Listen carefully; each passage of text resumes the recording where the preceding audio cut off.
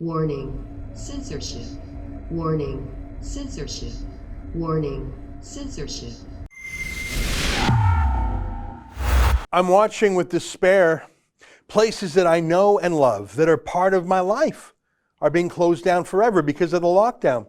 Not because of the virus. The virus has hit seniors' homes, hit them hard, but it has left pretty much most other people unscathed. Most provinces make it hard to find statistics like these. You can see why. Here's Alberta's statistics to show that literally only 20 people out of the 760 deaths in Alberta were for people who didn't have serious comorbidities. That's a fancy way of saying they were already very, very sick with heart disease, liver disease, diabetes, dementia, whatever. The average victim had 3 or more such serious diseases before the virus killed them. Average age, 82. I am not minimizing or downplaying the meaning of those who died at that age or with those comorbidities. I'm just saying it is a narrow sliver of the population. Protect them, how about? Let the rest of the world be free. Since when did we ever quarantine the healthy? Never. I saw this today. Fran's restaurant closes at Yonge and Front Streets. I live in Toronto. I like Fran's. So just a couple months ago. It's a local institution, comfort food, fairly inexpensive. That diner feeling, they went for that old-timey feeling. Everybody knows the place. It's part of the landscape. It's part of the neighborhood, and it's gone. Of course it is. Can you imagine the rent they're paying downtown Toronto?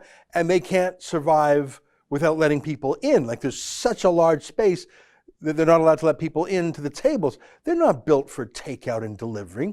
They're built for 100, 150 customers in the restaurant at a time. They're done. They're gone. They're gone forever. They survived a lot of things over the years, recessions, ups and downs. They survived past viruses, SARS, if you remember that one, but they actually weren't done in by the virus. They were done in by the politicians' lockdown.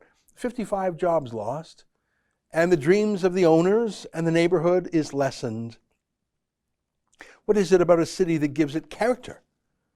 The residential neighborhoods, sure, I guess, but those are places where families nest with themselves. But when people want to go out, to be in the city, to feel like they are part of the larger place, the geography, they go to places with other people, they socialize, they make memories that are rooted to the geography. Restaurants are a big part of that.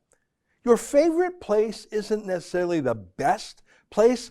Fran's restaurant is not the best restaurant in Toronto. Frankly, it wasn't even that good. But it was a place that you knew and you loved because it was a symbol of where you lived and a mnemonic for all the good times you had there, all the people you went there with.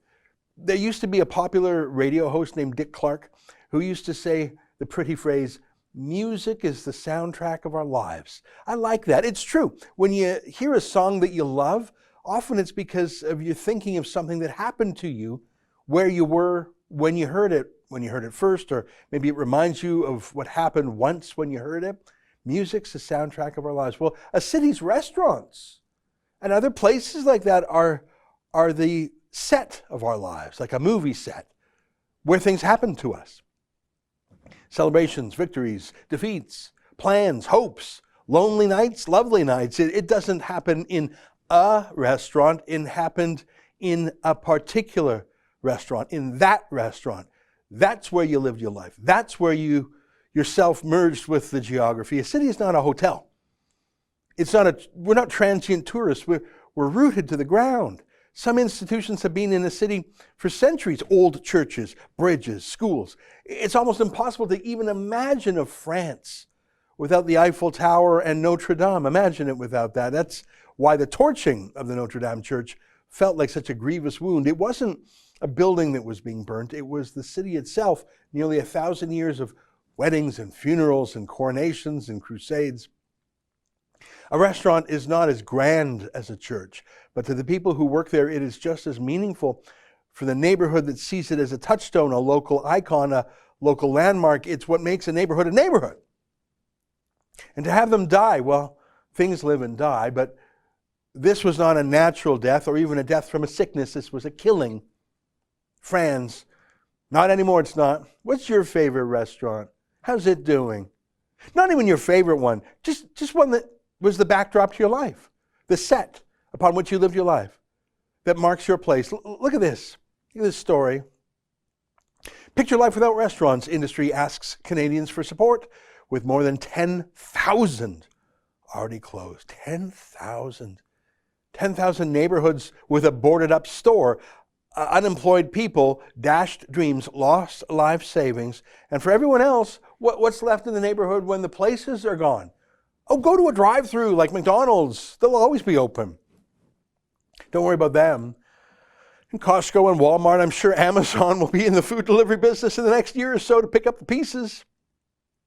Just the local people are having trouble, people who live in the neighborhood too, people who build the neighborhood with you, who see your kids, and those kids grow up into teens and they grow into adults who then have their own kids and take their own kids to their old favorite places. How much fun is that? Taking your own kids to the places you loved as a kid. That's gone in 10,000 neighborhoods. And for what? That's an excerpt from my daily show, the Ezra Levant Show. Every day I do a monologue on the news of the day, then I interview an interesting guest, and then I read my hate mail. You gotta subscribe. Go to rebelnews.com.